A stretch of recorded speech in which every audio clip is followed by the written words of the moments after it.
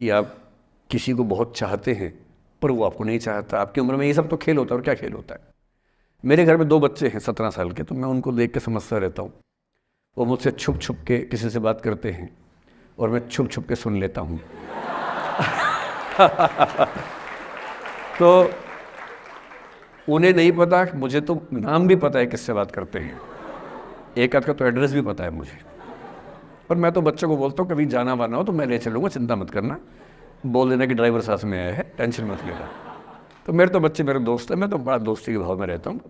मेरा एक ही बेंचमार्क है कि वो जिस उम्र में जैसे हैं मैं कैसा था, और वो मुझसे अच्छे चल रहे हैं।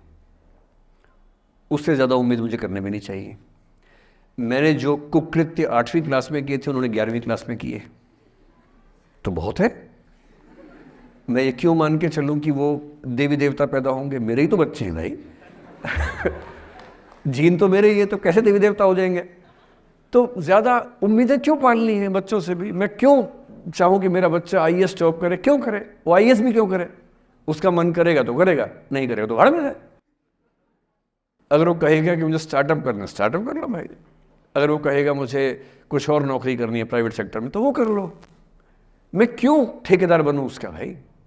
मैं क्यों ये चाहूं कि वो मेरे रास्ते पर चले, मुझसे बेहतर बने? ये सब बेकार की बातें हैं। और पेरेंट्स, आज तो बच्चों से बात कर रहा हूँ, जैसे मैं पेरेंट्स से बात करता हूँ उनकी बहुत क्लास लगाता हूँ कि पेरेंट होना और बच्चे का दुश्मन होना कई बार बराबर हो जाता है। और यदि आप नहीं चाहते कि आप बच्चों के दुश्मन बने, बहुत सारे लोग मन ही मन में पेरेंट्स से नफरत करते हैं, माँ बाप से नफरत करते हैं, क्योंकि माँ बाप ने पेरेंटहुड का धर्म ठीक से निभाया नहीं। उन्होंने इतनी इच्छाएं थोपी, इतने दबाव बनाए कि बच्चों को ज़िंदगी के कई फैसले इस दबाव में करने पड़े कि मेरे पेरेंट्स ये चाहते हैं, वो बन ही नहीं पाए जो वो थे। और दुनिया में सबसे बुरी स्थिति है वो न हो पाना जो आप हैं। अपनी सहजता से दूर होना, इससे बड़ी बुरी कोई स्थिति नहीं। साहित्य में इस पर खूब लिखा गया है। कामायनी एक रचना बड़ी प्रसिद्ध है जयशंकर प्रसाद की, उसमें मूल समस्या ही ये है, ज्ञान दूर कुछ क्रिया भिन्न है, इच्छा क्यों पूरी हो मन की, एक दूसरे से न मिल सके यही विडंबना है जीवन की। आपका दिमाग कुछ कहता है, दिल कुछ कहता है, कर कुछ हो रहे हैं आप। जिस व्यक्ति का दिमाग, दिल और हरकतें आपस में कनेक्टेड हैं, कंसिस्टेंट हैं, उससे ज़्यादा सुखी कोई मनुष्य नहीं है। इसलिए मैं अक्सर कहता हूँ कि आप खुश हैं या नहीं, इसका सबसे बड़ा पैरामीटर ये है, आपका दिमाग, आपका दिल, आपकी हरकतें, आपके एक्ट्स अगर कंसिस्टेंट हैं, कोहेरेंट हैं, कनेक्टेड हैं, इंटीग्रेटेड हैं, तो आपसे ज़्यादा सुखी कोई नहीं है। और यदि आप पूरी ज़िंदगी केवल निभाने में खर्च कर देते हैं तो ठीक है, दुनिया की निगाह में आप सफल होंगे।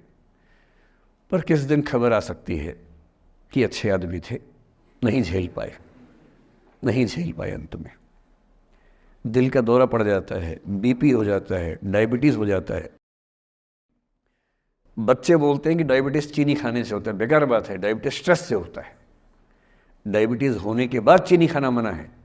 चीनी खाने से आज तक किसी को डायबिटीज़ नहीं हुआ है। डायबिटीज़ केवल तनाव से होता है।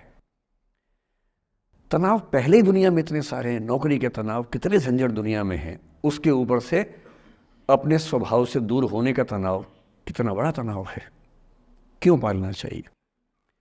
तो मैं कुछ सूत्रों में आपको बात बताता हूँ। इस उम्र में आप कितना उसको फॉलो कर पाएंगे मुझे नहीं पता, लेकिन कोशिश करेंगे तो कुछ तो फ़ायदा होगा ही।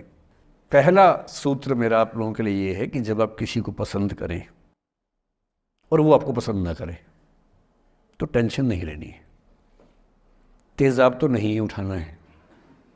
ठीक, कई लोग इस मूड में रहते हैं, मुझे पसंद नहीं करेगी, मुझे, मैं राजा हूँ, मैं नवाब हूँ, मुझे पसंद नहीं करेगी। अरे तू क्या है भाई, नहीं पसंद हो तो नहीं पसंद हो, ये क्या बात हुई? सबसे पहले अपने अंदर से लोकतांत्रिक बनिए, डेमोक्रेटिक बनिए। जैसे आपको हक है किसी व्यक्ति को पसंद करने का, उसको भी हक है किसी को पसंद या नापसंद करने का। यदि कोई ऐसा व्यक्ति जिसको आप पसंद नहीं करते वो आपको प्रपोज करे तो आप उसको मना ही तो करेंगे। बस मना इज्जत से कीजिए, किसी को बेआबरू करके मत भेजिए। ये नहीं कि अच्छा तुम शीशा देखा है कभी, रुको रुको आईना मेरी जेब में, लो ऐसे नहीं करना है। बड़े बेआबरू होकर तेरे कूचे से हम निकले, वो वाला भाव जो गालिब को आया था वो भाव नहीं आना चाहिए। अगर कोई आपको कभी प्रपोज करे, आप लोगों की उम्र है, ये सब चलता ही होगा आप लोगों के बीच में, मैं आपके टीचर से सामने बोल रहा हूँ, लेकिन मैं ऐसा ही हूँ, मैं जानता हूँ कि आपकी उम्र में से होता होगा, सब जानते हैं तो होता ही होगा। कभी किसी से ये उम्मीद मत करना कि वो आपको पसंद करे ही करे। यदि कोई रिजेक्ट करे, बस हाँ, रिजेक्शन थोड़ा प्यार से होना चाहिए, बदतमीजी से नहीं होना चाहिए। उसके अधिकारों का उतना ही सम्मान कर रहे हैं जितना आप अपने अधिकार का सम्मान करते हैं।